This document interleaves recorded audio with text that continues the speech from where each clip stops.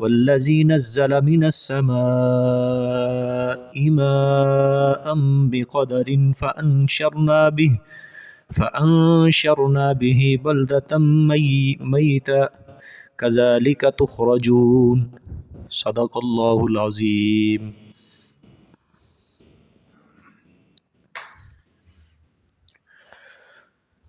گزشتہ سبق میں آپ حضرات کے سامنے سورت کا خلاصہ بیان ہوا،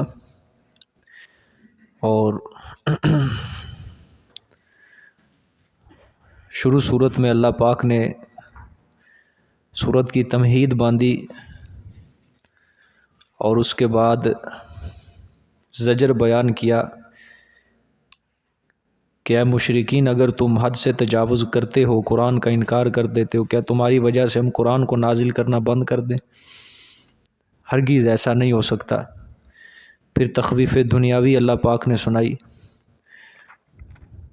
کہ پہلی امتوں میں بھی ہم نے بڑے رسول بھیجے، جو بھی ان کے پاس ان کا رسول آیا ان کی قوم نے ان کے ساتھ ٹھٹھا کیا، مذاق کیا، لیکن ہم نے ان کے دشمنوں کو جو سب سے زیادہ سخت زور والے تھے سب کو ہلاک کر دیا۔ اور فرمایا وَمَضَىٰ مَثَلُ الْأَوَّلِينَ، کہ یہ حقیقت، یہ مثال پہلے لوگوں سے چلی آ رہی ہے، تو اے مشرکین تم بھی سنبھل جاؤ، باز آ جاؤ، پیغمبر علیہ السلام کی مخالفت نہ کرو، وگرنہ تمہارا بھی میں یہی حشر کروں گا۔ اب جہاں سے آج کا سبق شروع ہو رہا ہے، یہ اب توحید کے اوپر پہلی عقلی دلیل ہوگی جی۔ کتنی عقلی دلیلیں تھیں جی؟ 3 عقلی دلیلیں تھیں۔ یہ اب پہلی عقلی دلیل ہوگی، اور ایک ذہن میں اور بات رکھیں، یہ عقلی دلیل ہوگی علی سبیل الاعتراف، اس کو کہا جاتا ہے۔ یہ پیچھے بھی گزر چکی ہے، سورۃ مومنون کے اندر بھی یہ بات آئی تھی کہ دلیل عقلی کی جو قسمیں ہیں وہ 2 قسمیں ہیں۔ ایک تو محض دلیل ہوتی ہے جس کے اندر اللہ اپنی قدرت کا بیان کرتے ہیں، ایک اعلیٰ سبیل الاعتراف ہوتی ہے۔ اعلیٰ سبیل الاعتراف یعنی کہ مخالف بھی اس چیز کو تسلیم کرتا ہے، مخالف بھی اس چیز کو تسلیم کرتا ہے، اعتراف کرتا ہے۔ ٹھیک ہے، ترجمہ دیکھیں، وَلَئِن سَأَلْتَهُم مَّن خَلَقَ السَّمَاوَاتِ وَالْأَرْضَ، اور البتہ اگر آپ پوچھو ان سے، اگر آپ سوال کرو ان سے، من خلق السماوات والارض، کس نے پیدا کیا آسمانوں اور زمینوں کو؟ دیکھو یہ اعتراف کروایا جا رہا ہے۔ لَيَقُولُنَّ خَلَقَهُنَّ، البتہ ضرور بھی ضرور کہیں گے وہ، خلقہن، پیدا کیا ان کو، یعنی آسمانوں کو اور زمینوں کو، العزیز العلیم، اس ذات نے جو زبردست ہے، جاننے والا ہے۔ سمجھ آ گئی ہے کہ نہیں؟ یہ اعلیٰ سبیل الاعتراف، یہ دلیل عقلی ہوتی ہے کہ مخالف بھی اس چیز کو مانتا ہے، اور جب مخالف اس چیز کو تسلیم کرتا ہے، اس کی اسی بات کو لے کے اس کے سامنے دلیل رکھی جائے، دلیل سے منوایا جائے۔ ٹھیک ہے، یہ توحید پر کیا ہے جی؟ پہلی عقلی دلیل ہے، یعنی اللہ کی توحید اور اس کے شریک، نائب، متصرف سے منزہ ہونے پر اللہ پاک نے ایک ایسی دلیل بیان فرمائی ہے، ایسی چیز سے استدلال کیا اللہ پاک نے کہ جسے مشرکین مکہ خود بھی کیا کرتے تھے؟ تسلیم کرتے تھے۔ اللہ پاک نے اپنے پیغمبر کو حکم دیا، میرے پیغمبر آپ ذرا ان سے سوال کریں نا، سوال کریں کہ یہ جو تمہارے اوپر نیلی چھت والا جو آسمان ہے، یہ کس نے پیدا کیا ہے؟ اور یہ جس زمین کے اوپر تم چل رہے ہو، سانس لے رہے ہو، جس زمین سے تم طرح طرح کے نفع کماتے ہو، یہ زمین کس نے بنائی ہے؟ ان کا بھی خیال تھا کہ یہ اس کاریگری کے اندر ہمارے معبود شریک نہیں ہے۔ ٹھیک ہے، کائنات کے ایجاد کے اندر ہمارے معبودوں کا ہاتھ نہیں ہے، یہ شریک نہیں ہے۔ ٹھیک ہے، یعنی آسمان کا خالق اور موجد کون ہے؟ زمین کا خالق اور موجد کون ہے؟ تو یہ صاف صاف کہیں گے، لا یقولن، یہ تاکید کا صیغہ ہے، اس کا مطلب یہ ہوتا ہے، یہ نہیں صرف البتہ وہ کہیں گے، بلکہ تاکید کا صیغہ ہے کہ البتہ ضرور بھی ضرور وہ یہی بات کہیں گے، اس سے ارد گرد نہیں پھریں گے، کوئی چونکہ چنانچہ اگرچہ مگرچہ نہیں کریں گے، ضرور بھی ضرور یہی بات کہیں گے، خلقہن العزیز العلیم، کہ ان کو پیدا کیا ہے اس ذات نے جو عزیز زبردست ہے، غالب ہے، علیم جاننے والا ہے۔ یہ کس کا عقیدہ بیان ہوا ہے؟ مشرکین مکہ کا، کہ قرآن نے جن کو سب سے زیادہ مخاطب کیا ہے ان کا عقیدہ بیان ہوا ہے کہ آسمان اور زمین کا خالق کون ہے۔ ہاں، یہ جو 360 بت ہیں، انہوں نے آسمانوں کو پیدا نہیں کیا، انہوں نے زمینوں کو پیدا نہیں کیا، بلکہ آسمان اور زمین کا پیدا کرنے والا صرف اور صرف اللہ ہے۔ اور قرآن کے کئی مقامات ایسے ہیں جس کے اندر اللہ پاک مشرکین مکہ کے عقائد کو بیان کر رہا ہے۔ سورۃ یونس کے اندر اللہ پاک نے 5 چیزوں کا ذکر فرمایا، اور ایسی چیزیں کہ جن کو مشرکین مکہ تسلیم کرتے تھے۔ کون سی سورت؟ سورۃ یونس۔ اللہ نے وہاں پہ فرمایا قُلْ مَن يَرْزُقُكُم مِّنَ السَّمَاءِ وَالْأَرْضِ، کہ میرے پیغمبر آپ ذرا ان سے پوچھیں کہ تمہیں آسمان اور زمین سے کون رزق دیتا ہے۔ یہ مشرکین سے کیا کریں اب؟ مَن يَرْزُقُكُم، کون رزق دیتا ہے تمہیں؟ مِنَ السَّمَاء، آسمان سے، وَالْأَرْضِ، زمین سے۔ آسمان سے بارش برسا کر، اور زمین سے ایک کسان دانہ بو کے آتا ہے، اللہ پاک اس کو 700 دانوں میں کیا کرتے ہیں؟ تقسیم کرتے ہیں۔ یہ کون دیتا ہے تمہیں؟ ایک چیز۔ دوسری چیز، اَمَّن يَمْلِكُ السَّمْعَ وَالْأَبْصَارَ، اَمَّن يَمْلِكُ السَّمْعَ وَالْأَبْصَارَ، تمہارے کانوں کا اور تمہاری آنکھوں کا مالک کون ہے؟ تمہارے سننے کا، تمہارے دیکھنے کا مالک کون ہے؟ یہ دوسری چیز کا سوال ہے۔ ٹھیک ہے، یہ سوال کس سے ہو رہا ہے؟ یہ مشرکین مکہ سے سوال ہو رہا ہے۔ میرے پیغمبر پوچھ ان سے تمہارا رازق کون ہے، ان سے یہ بھی پوچھ تمہارے سننے کا اور تمہارے دیکھنے کا مالک کون ہے۔ پھر فرمایا وَمَن يُخْرِجُ الْحَيَّ مِنَ الْمَيِّتِ، وَمَن يُخْرِجُ الْحَيَّ مِنَ الْمَيِّتِ، اور کون زندہ کرتا ہے مردہ سے؟ کون زندہ کرتا ہے مردہ سے؟ یعنی محیی کون ہے، زندہ کرنے والا کون ہے؟ کتنی چیزیں ہوں گی؟ 3 چیزیں۔ وَمَن يُخْرِجُ الْمَيِّتَ مِنَ الْحَيِّ، اور کون نکالتا ہے مردہ کو زندہ سے، یعنی ممیت کون ہے، محیی کون ہے۔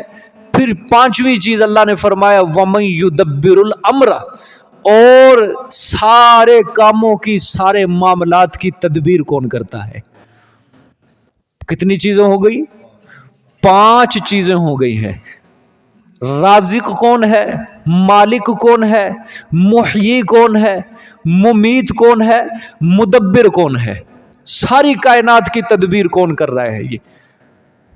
ٹھیک ہے، یہ 5 چیزوں کا میرے پیغمبر آپ ان سے سوال کریں۔ آگے فرمایا اللہ نے فَسَيَقُولُونَ اللَّهُ، یہ ضرور بھی ضرور کہیں گے کہ یہ 5 کی 5 چیزیں، ہمارا رازق، ہمارا مالک، ہمارا محیی، ہمارا ممیت، ہمارا مدبر، فَسَيَقُولُونَ اللَّهُ، صرف اور صرف کون ہے؟ اللہ ہے۔ ٹھیک ہے، یہ کس کے عقیدے بیان ہوئے؟ مشرکین مکہ کے۔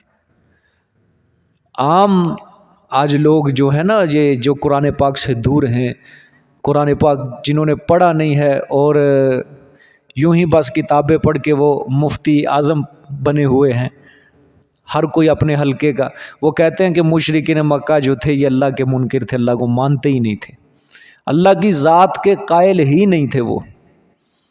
حالانکہ یہ قرآن کی یہ آیت بھی آپ کے سامنے کھڑی ہے، یہ سورۃ حامیم زخرف ہے،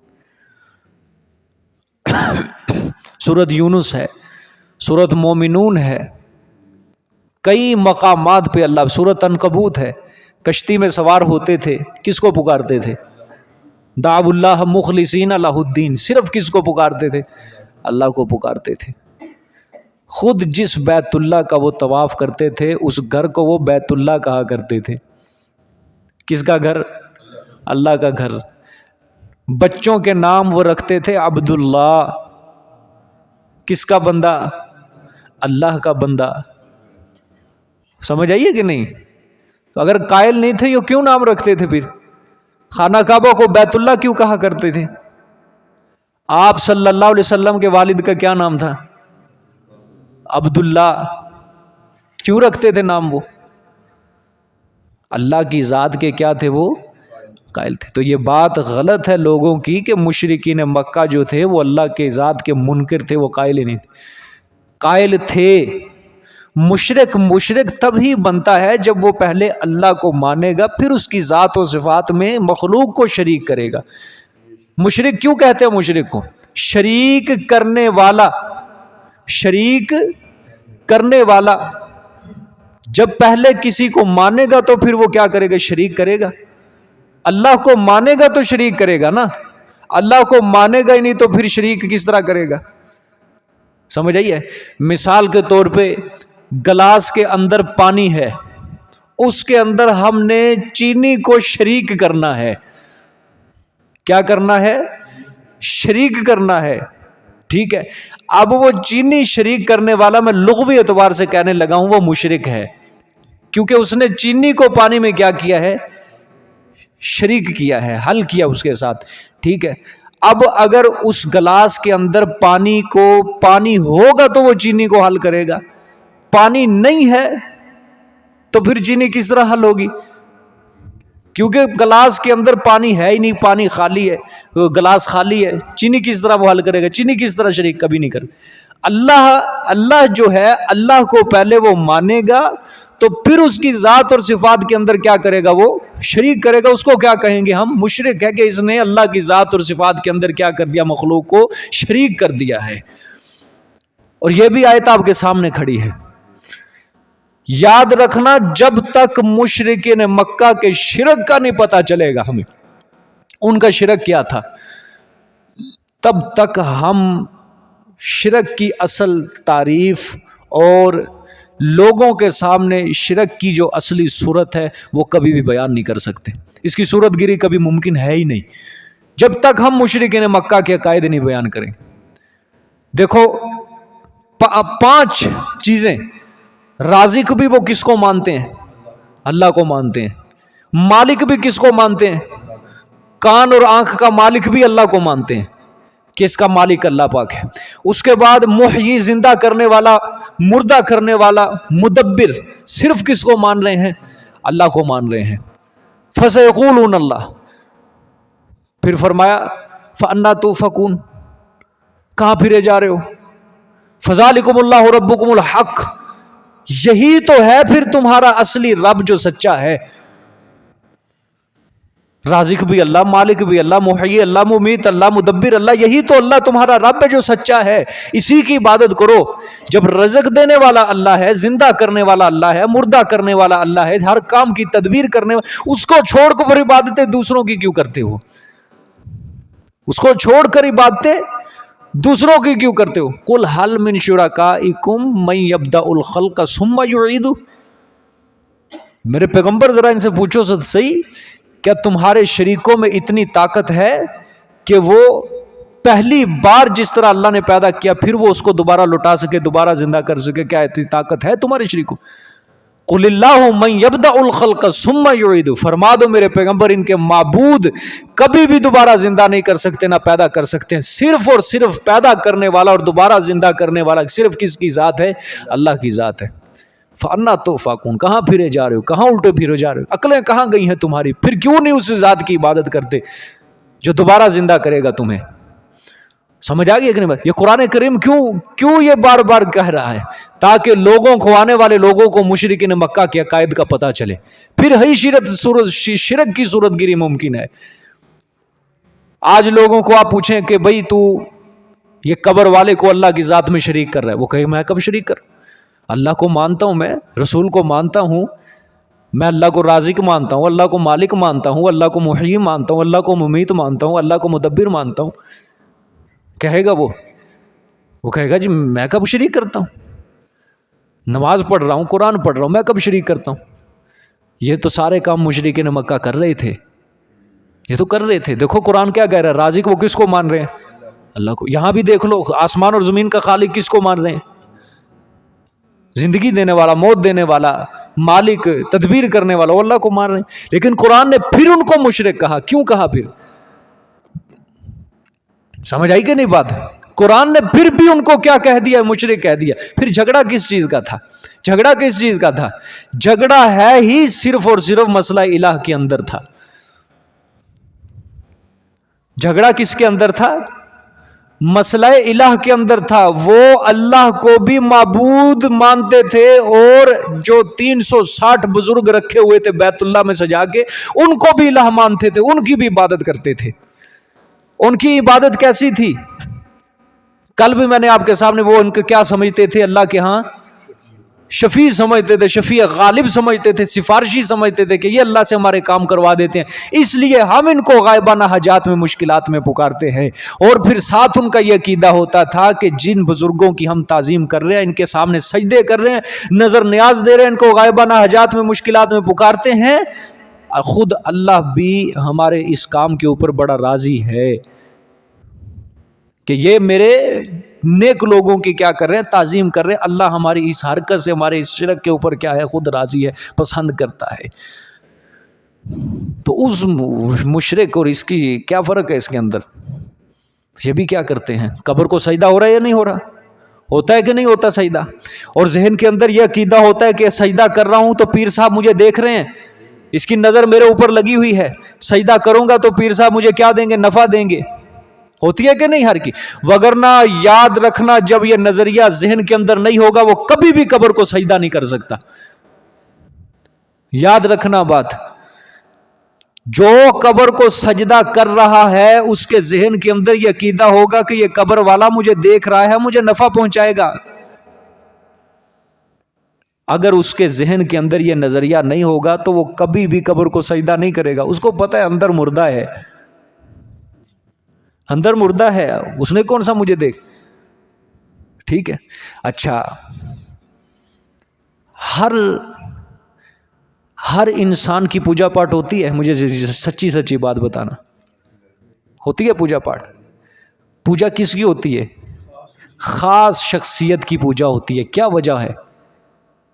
کیا وجہ ہے؟ وجہ یہ ہے کہ یہ اللہ کی طرف سے اس کو اختیارات حاصل ہیں، اللہ کی طرف سے اس کو کوئی خوبیاں ایسی حاصل ہیں کہ جس کی وجہ سے یہ بندہ کوئی کام کرنے پر قادر ہے، یہ اللہ سے ہمارے کام کروائے گا، یہ سفارشی ہے اللہ کے ہاں۔ شخصیت کی پوجا ہوتی ہے، وگرنہ کتنے انسان دنیا کے اندر، کتنی آبادی ہے ٹوٹل؟ 7 ارب آبادی ہے، 7.5 ارب، چلو جتنی بھی لگا لو، ہر انسان کی پوجا تو نہیں ہو رہی؟ نہیں ہو رہی۔ پوجا اس کی ہو رہی ہے جس کے متعلق یہ 2 نظریے گھڑے گئے کہ یہ ذات عالم الغیب بھی ہے، یہ ذات مختار کل بھی ہے، یہ ہر چیز کو جانتا بھی ہے اور ہر چیز کا اختیار بھی اس کے پاس ہے، نفع نقصان دینے پر یہ قادر ہے۔ ہر قبر کی پوجا ہوتی ہے؟ نہیں ہوتی۔ پوجا کس کی ہوتی ہے؟ ایک مخصوص قبر کی، جس کے اندر شخصیت کو دبایا جاتا ہے، دفن کیا جاتا ہے، اس کے متعلق پھر نظریہ بنتا ہے کہ اگر ہم اس کی قبر پر چڑھاوا چڑھائیں گے، چادر چڑھائیں گے، نظر نیاز دیں گے، ہر جمعرات آئیں گے، چراغ جلائیں گے، نمک کی پڑیاں رکھیں گے، تو یہ پیر صاحب ہمارے کاروبار میں کیا کرے گا؟ اضافہ کرے گا، اور اگر ہم یہ کام نہیں کریں گے تو پیر صاحب ہمیں کیا دیں گے؟ نقصان دیں گے۔ یہ نظریہ ہوتا ہے یا نہیں؟ پوچھ لینا لوگوں سے، پوچھ لینا جو 11ویں شریف دیتے ہیں نا یہ ختم، ان سے پوچھنا، ان کو چھٹی کرو، 1 مہینے کے لیے آپ نے 11ویں نہیں دینی، مر جائیں گے۔ نظریہ کیا ہے؟ پیر صاحب ہماری بھینسوں کو مار دیں گے، اور اگر 11ویں دیں گے تو دودھ کے اندر کیا ہوتا جائے گا؟ اضافہ ہوتا جائے گا۔ سمجھ آئیے کہ نہیں؟ اگر ہر جمعرات فلانے دربار پہ نہ گئی روٹی تو اگلی جمعرات تک ہمارا کوئی نہ کوئی گھر کا جی جو ہے اڑ جائے گا، نقصان ہو جائے گا، ایکسیڈنٹ ہو جائے گا، مارا جائے گا۔ یہ عقائد لوگوں نے گھڑے ہوئے ہیں، یہی تو شرک ہے، یہی تو شرک ہے۔ اور کیا ہوتا ہے شرک؟ نماز آپ پڑھتے ہو، سجدہ کرتے ہو، کیا آپ کے ذہن کے اندر ہوتا ہے؟ اللہ ہمیں دیکھ رہا ہے، ہوتا ہے کہ نہیں؟ اللہ عالم الغیب ہے، اللہ ہمارے دلوں کو حال کو جانتا ہے، دلوں کی کیفیات کو جانتا ہے کہ نہیں؟ ہر کسی کے ذہن میں عقیدہ ہے۔ اور دوسرا عقیدہ آپ کے ذہن میں ہوتا ہے سجدہ کر رہا ہوں، اللہ مجھ سے خوش ہوگا، راضی ہوگا، مجھے نفع دے گا۔ مختار کل کا عقیدہ بھی ہوتا ہے یا نہیں؟ اگر یہ دونوں عقیدے نہ ہوں تو کسی کا سجدہ کرنے کا دل کرے گا؟ نہیں کرے گا، نہیں کرے گا۔ اچھا، میں آپ کو ایک مثال کے ذریعے سمجھاتا ہوں، تو مثال کے ذریعے صرف ایک طرف حضرت شیخ عبد القادر جیلانی رحمۃ اللہ علیہ، اللہ کے بزرگ تھے، ولی تھے، اللہ ان کے نقش قدم پر ہم سب کو چلنے کی توفیق عطا۔ ان کو معبود بنایا گیا، الہ بنایا گیا۔ لوگوں کا عقیدہ ہے کہ وہ ہماری بات سنتے بھی ہیں، دیکھتے بھی ہیں، سمجھتے بھی ہیں، ہمیں نفع نقصان پہنچانے پر قادر بھی ہیں، ٹھیک ہے؟ ان کے متعلق یہ عقیدہ بنایا گیا، ٹھیک؟ وہ فوت ہوئے۔ اچھا، میں نے کہا نا ہر انسان کی پوجا پاٹ نہیں ہو رہی۔ کل کو کوئی پاکستان کا سیاستدان مر جاتا ہے، شیخ رشید مر جائے، اس کی کوئی 11ویں دے گا؟ اس کی کوئی ختم دے گا؟ سالانہ عرس کرے گا؟ کوئی قبر پہ سجدہ کرے گا؟ کیوں؟ لوگوں کا عقیدہ نہیں ہے، ان کو پتہ یہ پہنچی سرکار نہیں ہے، پہنچی سرکار وہ ہے۔ کوئی سیاستدان مر جائے، کسی قبر کی پوجا پاٹ نہیں ہوگی، وجہ عقیدہ نہیں ہوگا اس کے مطلب۔ ان کو پتہ ہے یہ زندگی کے اندر کیا کرتے رہے ہیں، یہ کیا گل کھلاتے رہے ہیں، یہ ٹھیک ہے۔ وہ جو شخصیت فوت ہو گئی نا، اللہ کے ولی نیک، میں نے کہا نا شیطان جو ہے یہ بڑا بے ایمان ہے، جس نے اللہ کی توحید سب سے زیادہ دنیا میں بیان کی ہے نا، شیطان کہتا ہے تو ایک بار مر صحیح، دنیا سے جا صحیح، تیری قبر کوئی پجواؤں گا میں، تیری قبر کوئی پجواؤں گا میں۔ حضرت ابراہیم علیہ السلام کتنی بڑی شخصیت، اللہ اکبر، تین مذہب، تینوں کے اندر اس نے شرک کو رائج کیا ہے، حضرت ابراہیم کا سارا۔ عیسائی بھی حضرت ابراہیم کو پکارتے تھے، اللہ اکبر، یہودی بھی، اور ادھر سے مشرکین مکہ بھی، بلکہ انہوں نے تو تصویریں بنا کے بیت اللہ کے اندر لٹکائی ہوئی تھی، جن کو آپ نے فتح مکہ کے موقع پر کیا کیا تھا؟ ختم کیا تھا، توڑا تھا۔ تینوں کے اندر اس نے کیا کیا؟ شرک رائج کیا ہے۔ اللہ نے کیا فرمایا؟ لعن اللہ الیہود والنصارى اتخذوا قبور انبیائہم، اللہ یہودیوں عیسائیوں کے اوپر لعنت کرے، انہوں نے اپنے نبیوں کی قبروں کو کیا بنا لیا ہے؟ سجدہ گاہ بنا لیا ہے۔ سمجھ آئیے کہ نہیں بات ہے؟ اپنے نبیوں کی قبروں کو انہوں نے کیا بنا لیا؟ سجدہ گاہ بنا لیا ہے۔ اور ایک دن میں سوچ رہا تھا، اللہ پاک کا لاکھ لاکھ شکر ہے، اللہ پاک کا لاکھ لاکھ کرم ہے، اللہ نے انبیاء کی قبروں کو پوشیدہ کر دیا ہے۔ حضور صلی اللہ علیہ وآلہ وسلم کی قبر قطعی طور پہ ہمیں پتہ ہے کہ وہ مدینہ منورہ میں حجرہ عائشہ صدیقہ رضی اللہ تعالیٰ عنہا میں، لیکن آپ صلی اللہ علیہ وسلم نے جو دعا فرمائی تھی اپنی زندگی میں، وہ بھی اللہ نے آپ کے منہ سے نکلوائی کہ اللہ میری قبر کو عید گاہ نہ بنانا، میلہ گاہ نہ بنانا، کہ لوگ آ کر اس کی پوجا پاٹ کریں، اس کی عبادت کریں میری قبر کی۔ اللہ نے اپنے پیغمبر کی قبر کو بھی محفوظ کر دیا، وہاں تک کوئی بھی نہیں جا سکتا، نہ پہنچ سکتا ہے۔ اور آپ سے پہلے جتنے بھی انبیاء ہیں، سب کی قبروں کو اللہ نے پوشیدہ کر دیا، چھپا ہی دیا، کسی کو پتہ ہی نہیں ہے کس نبی کی قبر کدھر ہے۔ سمجھ آئیے کہ نہیں؟ پتہ ہی نہیں ہے کسی کو، قطعی طور پہ کوئی فیصلہ کر ہی نہیں سکتا کہ حضرت ابراہیم کی قبر کہاں ہے۔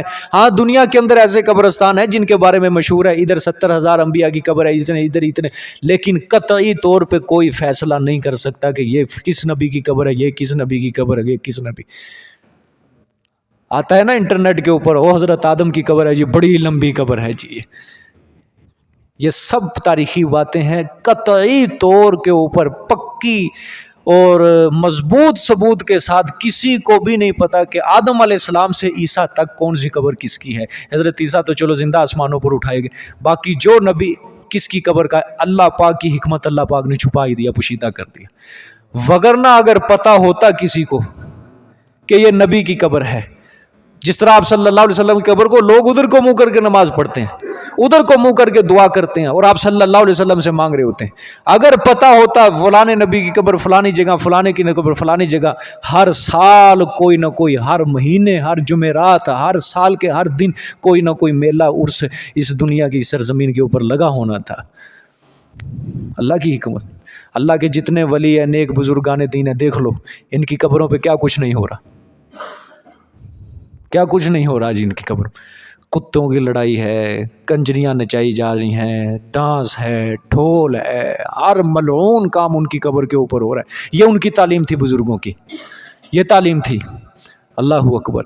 تو یہ مشرکین تھے. میں آپ کو ایک بات بتاتا ہوں یہاں سے، پھر اپنی بات آگے چلاتا ہوں. رازق وہ کس کو مانتے تھے مشرکین مکہ؟ مَن یرزقکم من السماء والارض، رازق اللہ کو مانتے تھے. یہ رازق اللہ کو نہیں، یہ رازق داتا صاحب کو مانتے ہیں، لاہور والے کو. وہ ہمارے رزق میں اضافہ کرتا ہے.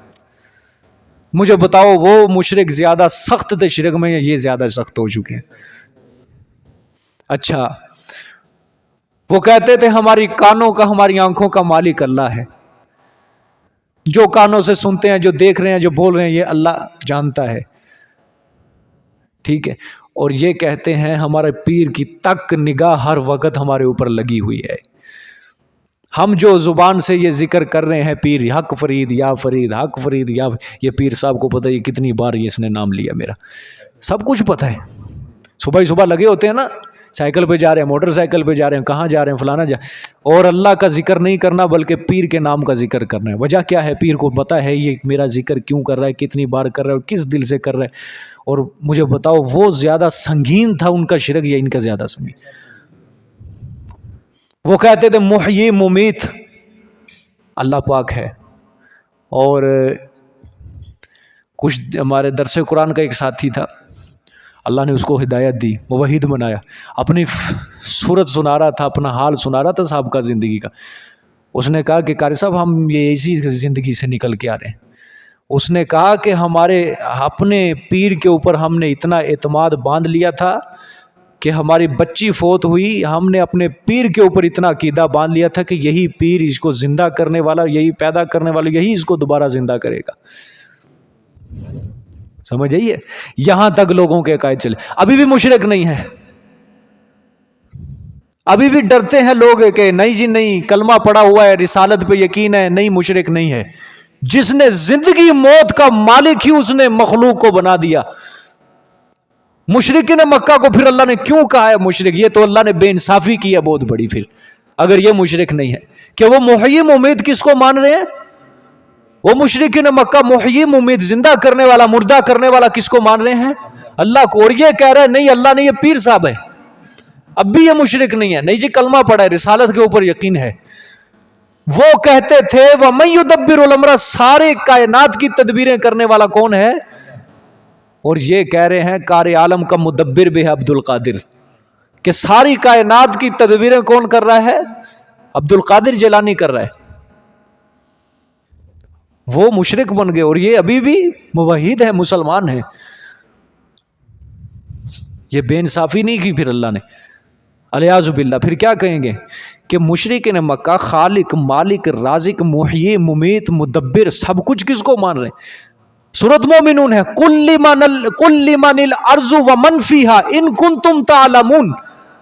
قُل لِمَنِ الْأَرْضُ وَمَنْ فِيهَا إِن كُنتُمْ تَعْلَمُونَ، کہ میرے پیغمبر ان سے پوچھو جو بھی یہ زمین ہے اور زمین کے اندر جو کچھ بھی ہے، قُل لِمَنِ الْأَرْضُ، یہ زمین کس کے لیے ہے، وَمَنْ فِيهَا، اور جو کچھ اس زمین کے اندر ہے، إِن كُنتُمْ تَعْلَمُونَ، اگر تم جانتے ہو تو بتاؤ یہ کس کا ہے. سَيَقُولُونَ اللَّهُ سَيَقُولُونَ لِلَّهِ، تو یہ ضرور بھی ضرور کہیں گے یہ زمین اور یہ زمین کے اندر جو کچھ بھی ہے یہ صرف اور صرف کس کا ہے؟ اللہ کا. یہ مشرکین مکہ کے عقیدے ہیں. سمجھ آئی یہ بات؟ مشرکین مکہ کا عقیدہ اللہ قرآن میں کیا کہہ رہا ہے کہ زمین کے اندر جو کچھ بھی ہے وہ صرف ملکیت کس کی ہے؟ اللہ پاک کی ہے. پھر وہ جب کشتیوں میں سوار ہوتے ہیں، فَإِذَا رَكِبُوا فِي الْفُلْكِ دَعَوُا اللَّهَ مُخْلِصِينَ لَهُ الدِّينَ، کشتیوں میں سوار ہوتے ہیں، کشتی پھنستی ہے بھور کے اندر تو صرف اور صرف کس کو خالص پکارتے ہیں؟ اللہ کو. اور آج جب کشتی چل رہی ہوتی ہے تو کیا نعرہ لگایا جاتا ہے؟ معین الدین چشتی لگا دے پار کشتی. وہ کشتی بھور میں پھنستی ہے، خالص اللہ کو پکارتے ہیں، اور ان کی کشتی بھور میں پھنستی ہے، یہ اللہ کو نہیں، اللہ کو چھوڑ کر پیر کو پکار رہے ہوتے ہیں، معین الدین چشتی لگا دے پار کشتی. ابھی بھی یہ موحد ہوں گے. ان کو قرآن پھر بھی مشرک کہہ رہا ہے، وہ کشتیوں کے اندر خالص اللہ کو پکار رہے ہیں، اور یہ کشتیوں کے اندر اللہ کو چھوڑ کر مخلوق کو پکار رہے ہیں، یہ بھی موحد ہیں. پھر کیا کہیں گے؟ الیاذ باللہ قرآن پاک نے، اللہ پاک نے بے انصافی کیا کہ مشرک نے مکہ کو کیا بنا دیا؟ مشرک کہہ دیا. بیت اللہ کے خادم تھے جی، وہ کیا تھے؟ خادم تھے. ساری دنیا کے دربار سارے ایک طرف کرو، بیت اللہ کا مقام ایک طرف کرو. اور یہاں پہ کوئی لاہور علی حجویری رحمۃ اللہ علیہ کی قبر کے اوپر وہ جھاڑنے والا کہ مکھی قریب نہ آئے، اور صفائی کرنے والا، اس کا بڑا احترام ہوتا ہے، بڑا احترام ہوتا ہے. کیا ہے جی؟ فلانے دربار کا خادم ہے، مجاور ہے. اور وہ جو بیت اللہ کے مجاور تھے، بڑے بڑے صفائی کرنے والے، حجاج کرام کی خدمت کرنے والے، قرآن ان کو مشرک کہہ رہا ہے. قرآن ان کو مشرک کہہ رہا ہے، جہنمی کہہ رہا ہے قرآن ان کو. کوئی سمجھ آئی کہ نہیں بات؟ اس سے بڑا مقام ہے بیت اللہ سے بڑا مقام؟ ساری زمین کے اندر سب سے مقدس زمین ہے وہ. عمرہ کرتے ہیں لوگ، حج کرتے ہیں، حجر اسود ہے وہاں، صفا مروہ ہے، شاعر اللہ ہے وہاں پہ، اللہ کی نشانیاں ہیں. کیا کچھ نہیں ہے وہاں. حضرت ابراہیم کی یادگاریں ہیں، زمزم کا چشمہ ہے وہاں پہ، حضور صلی اللہ علیہ وسلم کے قدم مبارک ہے وہاں. قرآن نے اس شہر کی قسم اٹھائی، اللہ پاک نے قرآن پاک، لا اقسم بہذا البلد. اس گھر کے مجاور، اس گھر کے خادم، قرآن پھر بھی کہہ رہے ہیں یہ سب کے سب مردود ہیں، یہ جہنمی ہے. سمجھ رہے ہو کہ نہیں؟ وہ زکوٰۃ بھی دیتے تھے، وہ صدقہ بھی نکالتے تھے، اللہ کے نام کے حصے نکالتے تھے، اللہ کے نام پہ جانور بھی ذبح کرتے تھے. لیکن قرآن پھر بھی کیا کہہ رہا ہے؟ مشرک کہہ رہا ہے. عمرہ کرتے تھے، حج کرتے تھے، اعتکاف بیٹھتے تھے، روزہ رکھتے تھے، قرآن پھر بھی ان کو کہہ رہا ہے مشرک ہے. نمازیں پڑھتے تھے، قرآن پھر بھی کہہ رہا ہے مشرک ہے. نمازیں پڑھتے تھے، ابھی بتا، الذین هم عن صلاتهم ساہون. الذین هم عن صلاتهم، وہ لوگ جو اپنی نمازوں سے بے خبر ہیں. فویل للمصلین، پس ہلاکت ہے نماز پڑھنے والوں کے لیے. وہ لوگ جو اپنی نمازوں سے کیا ہیں؟ بے خبر ہیں. کون سی صورت ہے یہ؟ مکی مدنی؟ مکی صورت ہے. مکہ کے اندر منافق تھے؟ مکہ کے اندر یا مخلص تھے یا کافر تھے؟ منافق نہیں تھے. مکی صورت ہے. فویل للمصلین الذین هم عن صلاتهم ساہون. مخلص صحابہ اکرام یاد رکھنا اپنی نمازوں سے بے خبر ہو سکتے تھے؟ نہیں ہو سکتے تھے. وہاں دوسری طرف کون تھے؟ کافر تھے. یہ آیت ان کے اوپر اللہ پاک نے اتاری. وہ بھی نماز پڑھتے تھے لیکن وہ کیا تھے؟ بے خبر تھے اپنی نمازوں سے. اللہ نے فرمایا فویل للمصلین الذین هم عن صلاتهم ساہون. سمجھ آئیے کہ نہیں؟ روزے رکھتے تھے، زکوٰۃ دیتے تھے، اللہ کے نام کے بھی حصے نکالتے تھے، لیکن قرآن پھر بھی ان کو مشرک کہہ رہے. اور آج کا بندہ جی اللہ کو مانتے تو ہیں، رسالت پر یقین ہے، مشرکین مکہ سے بڑھ کر گندے عقائد ہو چکے ہیں، اور یہ ابھی بھی موحد ہیں، ابھی بھی موحد ہیں. سانو اکو ہی قادر کافی ہے، سانو ہور قادر دی لوڑ نہیں. اکو ہی قادر کافی ہے، سانو ہور قادر دی لوڑ نہیں. بغداد دی گلیاں کافی نے، جنت دی سانو لوڑ نہیں.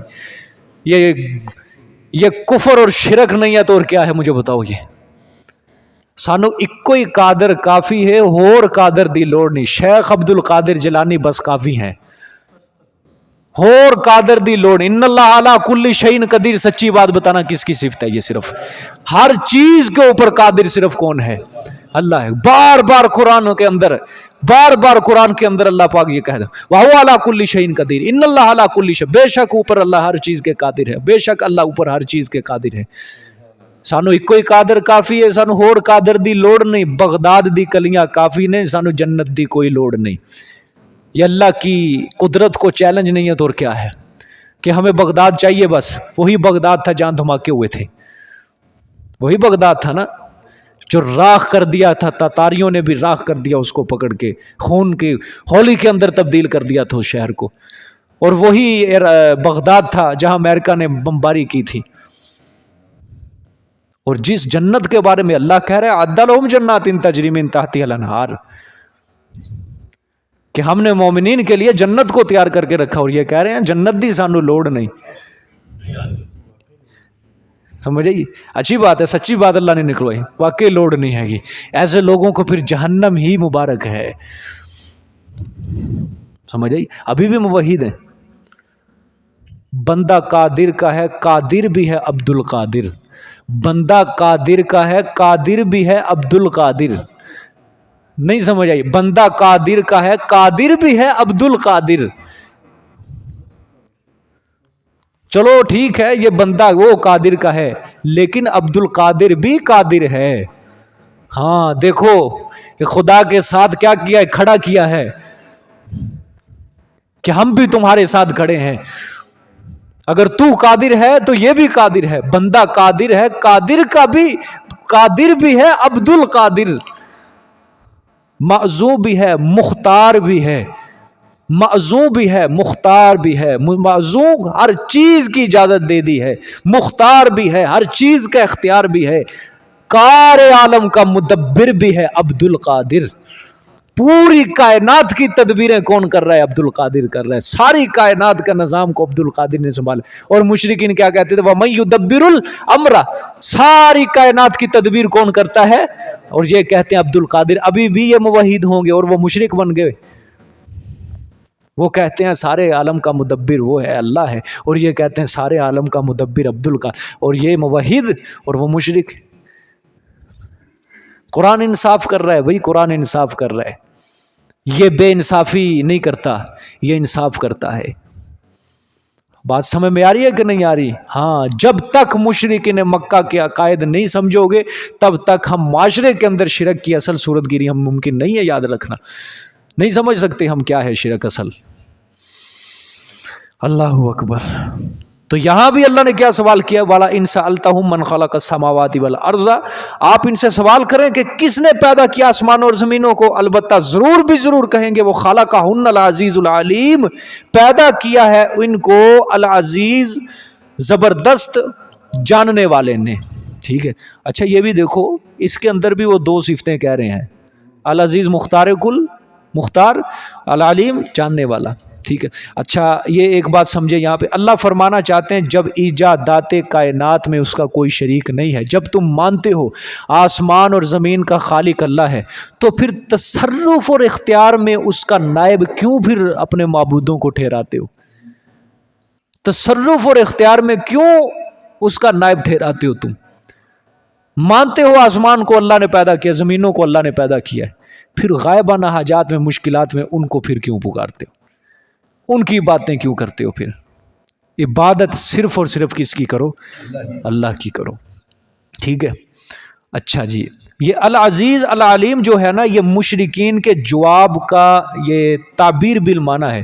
یہ مطلب نہیں ہے کہ انہوں نے یہی الفاظ کہنے ہیں العزیز العلیم، یہ مطلب نہیں ہے کہ یہ جواب ان کا ہے، کیونکہ دوسری جگہ جتنے بھی قرآن پاک میں وہاں لا یقولون اللہ، ضرور کہیں گے اللہ ہے، ضرور کہیں گے اللہ نے کیا، اللہ نے کیا. مطلب یہ ہے کہ مشرکین زمین و آسمان کی تخلیق کو اس ذات کی طرف منسوب کریں گے.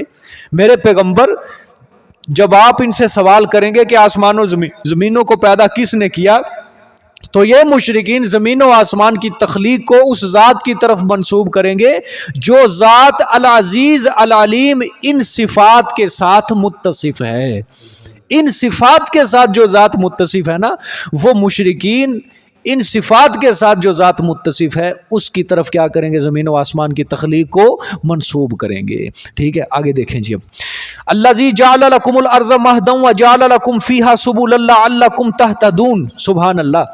یہ اب پہلی عقلی دلیل کے اوپر مزید اللہ روشنی بیان فرما رہے ہیں، تنویر جس کو کہتے ہیں. ٹھیک ہے. مطلب کہ روشنی اللہ ڈال رہے ہیں اور زیادہ کھول رہے ہیں. الذی جعل لکم الارض مہدا وجعل لکم، وہی وہ ذات ہے جس نے بنایا واسطے تمہارے زمین کو بچھونا. وہی وہ ذات ہے جس نے تمہارے لیے زمین کو کیا بنا دیا ہے؟ بچھونا بنا دیا ہے. وَجَعَلَ لَكُمْ فِيهَا سُبُلًا، اور بنائے واسطے تمہارے اس زمین میں سبلن راستے، لَعَلَّكُمْ تَهْتَدُونَ، تاکہ تم راہ پاؤ. یہاں مطلب ہدایت پا جاؤ گے نہیں، وہ ہدایت مراد نہیں ہے، یہاں پہ ہے رستے کے اندر، یعنی سیدھا رستہ اپنا پا جاؤ گے. ٹھیک ہے. مزید روشنی اللہ پاک ڈال رہے ہیں. اللہ نے فرمایا یہ تمام اوصاف اسی خالق کائنات کے ساتھ متصف ہیں، یہ سب کام وہی کر سکتا ہے. ان کاموں کے اندر اللہ کے ساتھ دوسرا کوئی بھی شریک، وَلَمْ يَكُنْ لَهُ شَرِيكٌ فِي الْمُلْكِ، سورۃ نحل کے آخر میں اللہ نے فرمایا کہ اللہ کے کاموں کے اندر اس کا کوئی بھی شریک نہیں ہے، وہ اپنی ذات میں، اپنی بادشاہت میں کسی کو بھی اپنا وزیر مشیر شریک نہیں رکھتا۔ سمجھ آ گیا کہ نہیں؟ لم یکن لہ، قل هو اللہ احد اللہ الصمد لم یلد ولم یولد، نہ اس نے کسی کو جنا نہ وہ جنا گیا ہے، ولم یکن لہ کفوا احد، اور اس کا کوئی ہمسر نہیں ہے، کوئی ہمسر نہیں ہے اس کا۔ سمجھ آئیے؟ وہ اپنی ذات و صفات میں کیا ہے؟ یکدا۔ قل هو اللہ احد، میرے پیغمبر فرما دو اللہ کیا ہے؟ ایک واحد، اللہ الصمد، اللہ بے نیاز ہے، اللہ بے نیاز ہے۔ سمجھ آئیے کہ نہیں؟ اللہ الصمد، سبحان اللہ۔ اس کا ترجمہ جو ہے نا اللہ الصمد، انشاءاللہ سورت جب آئے گی نا تب میں آپ کو سمجھاؤں گا اس کا اصل ترجمہ کیا ہے اللہ الصمد کا، ٹھیک ہے؟ تو یہ والا ان سألتهم من خلق السماوات، ہاں الذی جعل لكم الارض مہدا وجعل لكم فيها سبلا، اللہ نے فرمایا زمین کو بچھونا کیا کیا ہے؟ میں نے بنایا ہے تمہارے لیے، دیکھ لو۔ کیا مطلب بچھونا بنانے کا؟ مطلب یہ کہ زمین کی جو ظاہری صورت ہے اللہ پاک نے اس کا آرام جو ہے وہ فرش جیسا بنایا ہے، ٹھیک ہے؟ کہ زمین کے اوپر تم کیا کچھ نہیں کر سکتے، زمین کے اوپر کیا کچھ نہیں کر سکتے۔ آج ہم ساری آسائش و آرائش آج ہمارے لیے زمین کے اوپر میسر ہے، سمجھ آ گیا کہ نہیں؟ اور اس پر ہم چلتے پھرتے ہیں جب زمین کے اوپر، ہمیں کوئی دشواری ہوتی ہے؟ نہیں ہوتی۔ اسی طرح ہم مکانات تعمیر کرتے ہیں، کوئی دشواری ہوتی ہے؟ کھیتی باڑی ہوتی ہے، کوئی دشواری ہوتی ہے؟ کوئی نہیں ہوتی۔ یہ بچھونا بنانے کا یہی مطلب ہے کہ اس کے اندر اوپر رہنا سہنا کام کرنا ہم نے کیا کر دیا؟ تمہارے لیے آسان کر دیا ہے، ٹھیک ہے؟ اس کے اندر تم نہریں کھودتے ہو، ٹھیک ہے؟ اس کے اندر کوئی مشکل پڑتی ہے؟ ہمیں نہیں پڑتی۔ فرش بنا دیا، بچھونا، بچھونے کے اوپر انسان جو ہے آرام سے سو جاتا ہے یا نہیں سو جاتا؟ اگر وہی بچھونا ٹیڑھا میڑھا ہو اس کے اندر اوپر انسان آرام سے سو سکے گا؟ نہیں سو۔ تو بچھونا اللہ پاک نے جو زمین کو کہا ہے وہ اسی بات سے تعبیر کیا ہے کہ یہاں پہ رہنا سہنا تمہارے لیے ضروریات زندگی کو ہم نے کیا کر دیا ہے؟ آسان کر دیا ہے۔ مثال کے طور پر پہاڑوں کے اندر چلے جاؤ، وہاں پہ کھیتیاں آپ نے دیکھی ہیں، ان کو کتنی زیادہ مشکل پیش آتی ہے کھیتی کرنے۔ وہاں کھیتی اس طرح تو نہیں لگتی، وہ اس طرح کھیتی ہوتی ہے، ٹھیک ہے؟ اور راستے بھی دشوار ہوتے ہیں، مشکل ہوتے ہیں، پہاڑوں کے اندر ہوتے ہیں، لیکن بہت زیادہ دشوار پتھریلی راستے ہوتے ہیں، بڑے بڑے سنگلاخ وادیاں آتی ہیں، بڑے بڑے پتھر آتے ہیں، چلنا پھرنا بھی کیا ہوتا ہے انسان کے لیے؟ مشکل ہوتا ہے۔ مکانات تعمیر کرنا بھی وہاں انسان کے لیے کیا ہے؟ مشکل ہے بہت زیادہ، سمجھئیے؟ بنسبت زمین کے کہ زمین اللہ پاک نے ایک سیدھا تمہارے لیے فرش بنا دیا، آرام کی جگہ بنا دیا، اس کے اندر تم آسان سے سکونت اختیار کر سکتے ہو۔ یہ کام کرنے والا کون ہے؟ اتنی بڑی زمین کو اللہ نے پانی کے اوپر بچھا دیا، اتنی بڑی زمین کو اللہ نے پانی کے اوپر بچھا دیا، اور پھر یہ زمین ہلنے لگی، اللہ پاک نے بڑے بڑے پہاڑ اٹھا کے میخیں بنا کر اس زمین کے اندر پیوست کر دیا تاکہ زمین حرکت نہ کرے، انسان کے زندگی گزارنے کے اندر اس کو کوئی دقت، کوئی مشکل، کوئی دشواری پیش نہ آئے۔ کر سکتے ہو اللہ کی اس نعمت کا شکریہ ادا؟ کبھی کر سکتے ہو؟ قدم قدم کے اوپر، قدم قدم کے اوپر، ایک قدم تم اٹھاتے ہو دوسرا رکھتے ہو، یہ زمین بچھونا جو ہے یہ اللہ کی نعمت ہے تمہارے لیے۔ اللہ فرماتے ہیں یہ کام کرنے والا میں ہوں۔ پھر یہی نہیں کیا، وَجَعَلَ لَكُمْ فِيهَا سُبُلًا، رستے بھی بنائے ہیں ہم نے۔ اگر یہ چٹیل میدان ہوتا نا، چٹیل صحرائی علاقہ ہوتا ہے مثال کے طور پہ، کوئی صحرا پورا، انسان وہاں پہ چھوڑ دیا جائے، رستہ متعین کرنا کیا ہو جائے گا؟ مشکل ہو جائے گا۔ زمین کے اندر بھی یہاں پر اللہ نے فرمایا زمین کے اندر رستے بنائے، جہاں پہ انسان کے شہر آباد ہوتے ہیں، دیہات ہوتے ہیں، اگر ایک ملک سے دوسرے ملک کی طرف سفر کرنا ہے، اللہ پاک نے ایک تو زمین کے اندر کیا بنا دیے ہیں؟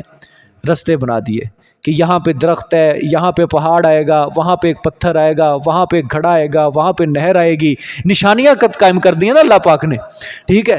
یہ رستے اللہ پاک نے بنا دیے، اور مختلف قسم کے اللہ پاک نے سڑکیں جو شروع سے لے کر چلتی آ رہی ہے، اللہ پاک نے ایک ابتدا ہی کر دی تھی اس طرح، ابتداءً آج تک وہ اسی طرح چلتا آ رہا ہے کہ یہ جو رستے بنائے گئے ہیں یہ کس کی قدرت ہوتی ہے؟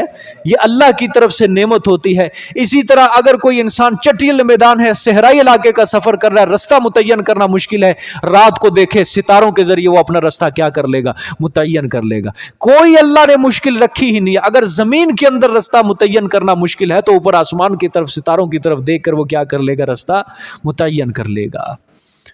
سمجھ آ گیا بات؟ لعلکم تہتدون، وجہ کیا ہے؟ تاکہ تم راہ پا جاؤ، تمہیں مشکل نہ پیش آئے سفر کرنے کے دوران، آسانی سے تم ایک ملک سے دوسرے ملک، ایک شہر سے دوسرے شہر میں کیا کر لو؟ سفر طے کر لو۔ ٹھیک ہے، اچھا جی آگے دیکھو، والذی نزل من السماء ماء بقدر، اور وہی وہ ذات ہے جس نے اتارا آسمان سے پانی کو، بقدر ساتھ اندازے کے یا ماپ کر، ٹھیک ہے، اللہ اکبر، پانی اتارا، فانشرنا به بلدۃ میتا، پس پھیلا دیا ہم نے ساتھ اس کے ایک مردہ شہر، دیس، کیا ترجمہ لکھا ہے بلدتن کا؟ جی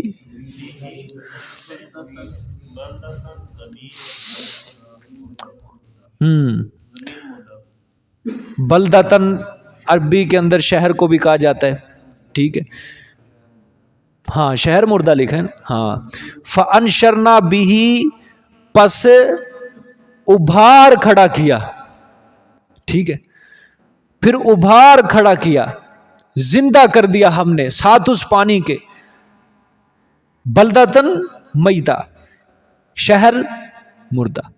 مطلب کیا ہے؟ یہ اللہ پاک نے اس کو بڑا وسیع کر کے بیان کیا۔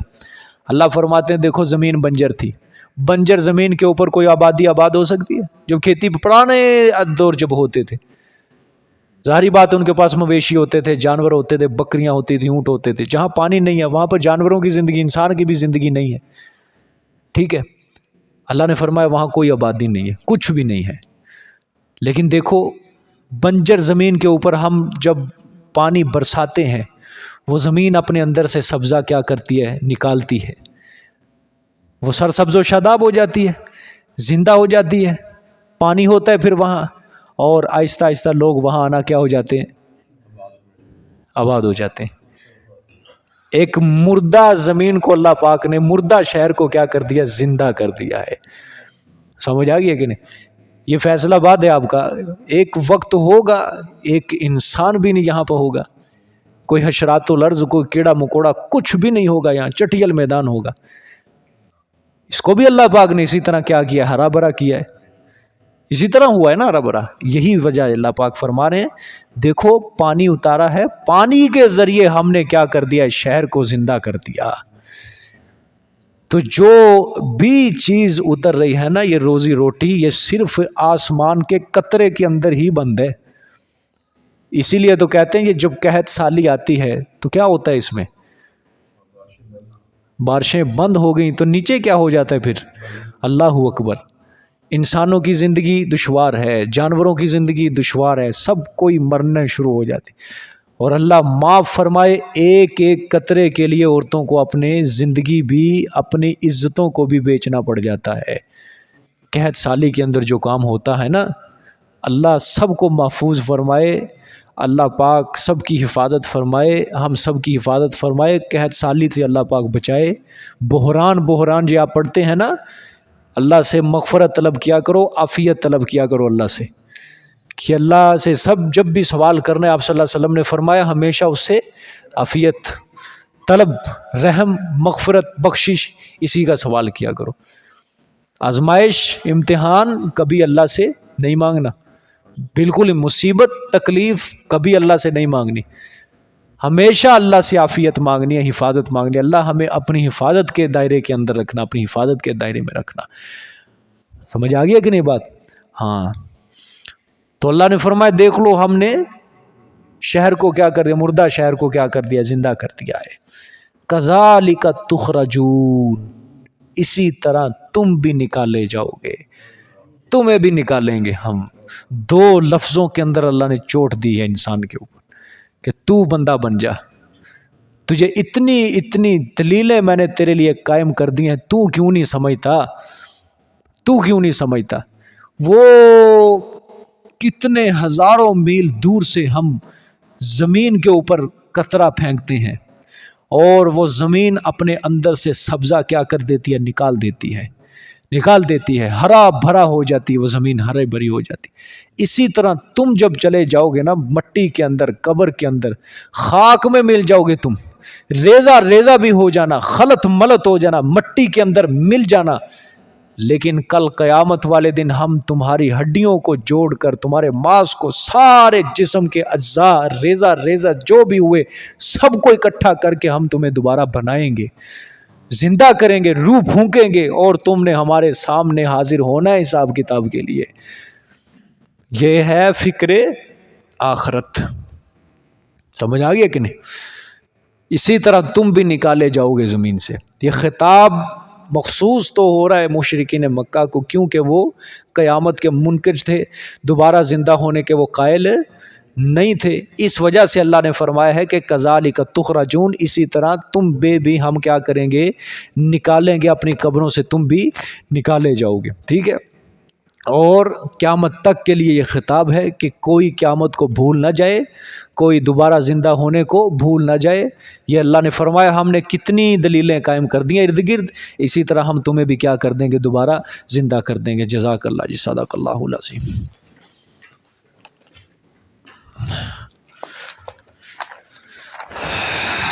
محمد اشرف